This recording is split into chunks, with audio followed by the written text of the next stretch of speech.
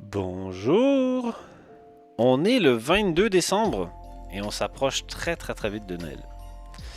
Et aujourd'hui, alors que l'hiver arrive et qu'on s'installe dehors, logique, l'hiver est là depuis hier et on s'installe dehors pour regarder notre présence en ligne. J'ai justement envie de vous parler de présence en ligne sur l'axe est-ce que on peut exister sur le web sans avoir de site web? Et ça n'a jamais été plus vrai que maintenant en 2021. Alors c'est sûr que je pourrais vous parler de réseaux sociaux, vous allez me dire c'est évident, j'ai pas besoin d'avoir un site web, j'ai qu'à être présent sur les réseaux. Et oui, tout à fait, vous pouvez être présent que sur les réseaux, vous avez des interactions avec vos clients, avec vos partenaires, avec votre réseau professionnel bien sûr. Et puis avec d'autres développeurs, hein, pourquoi pas. Mais c'est pas vraiment l'angle que je voulais aborder aujourd'hui. Donc c'est sûr que j'aurais pu parler des pages que vous pouvez avoir sur LinkedIn, ici. Bonjour au clock. Mais que genre, on pourrait parler aussi des pages que vous pourriez avoir sur Facebook ou des comptes validés que vous pourriez avoir sur Twitter. Vous pourriez avoir une présence sur le web sans avoir de site web et n'avoir qu'un compte Twitter. Après tout, c'est une URL que vous allez donner aux gens qui permet de vous contacter, d'être au courant de votre actualité et de ce que vous publiez à propos de votre activité. Et je dis votre, hein, mais je dis ça s'adresse éventuellement aussi à vos clients. Hein. Ça dépend comment vous travaillez. Bon, n'empêche que ça existe, on le sait, on peut l'utiliser et on peut l'utiliser en complément de son propre site web ou pas. On pourrait aussi faire comme certains et faire des liens Linktree. Avec Linktree, on a une seule page et c'est cette page-là qu'on donne aux gens et ça permet de dire « Hey, regardez, je suis un peu partout ». Mais c'est quand même mieux d'héberger soi-même son site à quelque part. Mais imaginez que vous voulez sauver tout le budget que représente l'hébergement. Vous êtes au tout début de votre activité, même faire l'effort d'un hébergement mutualisé à, mettons, 30 € par an, ça vous paraît démesuré. Donc, pour le moment, vous vous dites, je vais faire juste une page. J'ai juste besoin d'une page que je donnerai aux gens. Eh bien, je vous propose GitHub Pages. Avec GitHub Pages, que ça serait mieux si j'étais en haut, voilà. Avec GitHub Pages, vous allez avoir quelques pages qui vont être disponibles directement sur un dépôt GitHub public. Et vous allez avoir un lien du type votre pseudo.github.io. C'est aussi simple que ça. Il faut créer le dépôt avec votre username.github.io. Et puis il faut committer dedans, il faut le pousser et ça y est. Mettez des fichiers statiques dedans, bien sûr. Et ça marche tout de suite. C'est assez magique, presque trop. Alors moi qui parlais de décentralisation, on n'est pas dedans du tout. Si on décide de vivre sans site web, c'est-à-dire sans héberger soi-même son site, on n'est pas du tout dans la décentralisation. Là, on dépend des autres plateformes. Mais si vous êtes en début d'activité et que vous vous dites, bon, avant que je me lance pleinement et que je mette de l'énergie dans la création d'un site, je vais au moins me faire une page qui présente un minimum de choses, allez-y, pourquoi pas. Mais qu'est-ce qui se passe au moment où vous avez besoin de plus d'interaction? Vous avez besoin de certaines choses qui vont demander quand même d'habitude un peu de dev. Qu'est-ce qu'on fait par exemple si le schéma habituel c'est les gens arrivent sur mon site, ils vont arriver sur une invitation à s'inscrire à la newsletter. Moi j'ai besoin de pouvoir récupérer des emails des gens qui sont intéressés par mon produit, mon service, par ma tête, peu importe. Eh bien, à ce moment-là, vous allez peut-être avoir un petit bout de JS, de plugin qui va vous permettre de travailler avec des services comme Mailchimp ou autres qui vont vous permettre de gérer les newsletters. Mais vous pourriez aussi gérer ce genre d'interaction avec Typeform. Typeform, c'est l'équivalent des formulaires de Google, mais en mieux. Enfin, pas 100% en mieux, ils ont aussi leurs défauts. Ils sont payants si on va avoir un truc bien. Mais n'empêche que c'est possible. J'ai pas à héberger moi-même tout un logiciel compliqué qui va me permettre, pas compliqué, mais complet et complexe, qui va me permettre de générer des super formulaires. Mais c'est surtout qu'une fois que les gens ont rempli le formulaire, je vais pouvoir connecter ça automatiquement avec des services externes. Je pourrais par exemple justement connecter ça avec mon Mailchimp. Peut-être avec un intermédiaire ou non, ça je suis pas sûr à 100%, mais c'est pas le sujet. Ah ben voilà, ils le mettent eux-mêmes, c'est possible. Donc on peut le connecter directement. Il y a même le logo de Zapier ici. Vous pourriez également connecter les informations qui sont rentrées par les utilisateurs pour que ça arrive directement soit dans un Salesforce, soit dans un Google Sheet, soit directement dans Slack.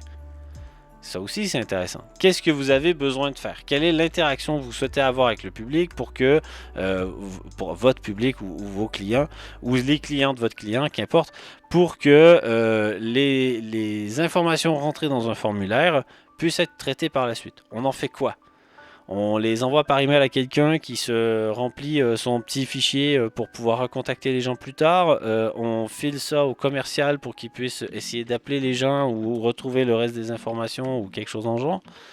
Bref, à vous de voir, tout dépend de votre problématique. Je ne vais pas faire tous les cas de figure. J'essaie juste de vous donner des possibilités. Donc, avec Typeform, on peut se passer de Google Form, faire un poil mieux, un poil plus joli et commencer à faire des automatisations. Notamment avec Zapier. Zapier, c'est une plateforme qui s'adresse plutôt aux professionnels, qui va proposer de connecter vos différents services, comme par exemple Slack, Google Drive avec tous ces logiciels, Google Docs, Google Spreadsheet, etc. Mais aussi Facebook, vos agendas, Slack. Je prends juste les logos que je vois sous mes yeux ici. Hein. Unbounce, ok, je ne connais pas Unbounce, qu'importe.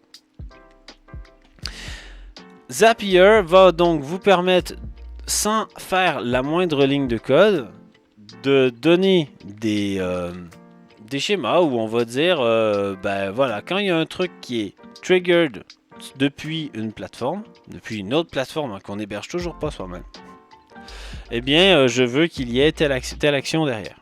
Je veux que ça ajoute une info dans une liste de tâches. Je veux que ça complète une information ou ajoute l'adresse d'un tweet quand il y a tel nom ou tel mot-clé qui apparaît. Enfin, vous pouvez faire un peu ce que vous voulez. Dans ce genre d'automatisation, peut-être que vous connaissez IFTTT. IFTTT, if this then that, si ceci alors cela. Eh bien, IFTTT, ça s'adresse plutôt à des particuliers. Plutôt, hein, je dis pas entièrement et uniquement, je dis plutôt. Il y a plein de services qui sont connectés à IFTTT, qui sont vraiment plutôt le genre de services de logiciels ou d'objets connectés que vous auriez dans une maison. Donc c'est peut-être ce genre d'automatisation que vous connaissez. Explorez les deux si vous voulez. Il est tout à fait possible de faire des activités professionnelles avec l'un comme avec l'autre. On s'approche là du no-code. On s'approche là d'une notion où je vais pouvoir avoir ma présence en ligne, profiter des réseaux sociaux, m'arranger pour avoir des followers, devenir un influenceur sans avoir le moindre site web. D'ailleurs, vous me regardez sur YouTube, mais j'ai pas de mon site web. J'ai bien l'intention d'en avoir un, mais là j'en ai pas encore. Et à ce moment-là, qu'est-ce qui se passe le jour où vous voulez créer votre propre appli? Mettons une appli simple encore, hein, pas une appli qui va demander d'avoir beaucoup de dev. Vous pourriez vous lancer dans le no-code, mais pleinement. À ce moment-là, on pourrait aller vers Bubble. Ou on pourrait aller vers autre chose. Il y en a des similaires. Alors, je suis pas hyper fan du concept du no-code, mais faut avouer quand même que ça simplifie la vie de pas mal de monde. Il y aura toujours un bidouilleur qui se dit que bon, le code c'est pas fait pour lui, par contre il sait ce qu'il veut et il a un peu de mal à le communiquer. S'il peut faire un POC avec du no-code, déjà c'est bien. Il aura au moins une base pour peut-être que ce soit vraiment développé par une équipe de dev plus tard. Le no-code, à quelque part, en ce sens, c'est bien. Et puis aussi, juste pour n'importe qui veut pas développer, mais qui sait qu'il veut faire une fonctionnalité un peu complexe. Enfin, complexe, je veux dire, ça a l'air complexe au premier abord. Il va s'agir de ramasser des données, puis après de les agglomérer, puis faire un graphique, par exemple. Ben, les données viennent d'où? Comment est-ce que j'automatise ça? Ben, peut-être qu'avec le no-code, avec des automatisations type Zapier, avec des données dans un spreadsheet, vous allez réussir à avoir quelque chose d'intéressant.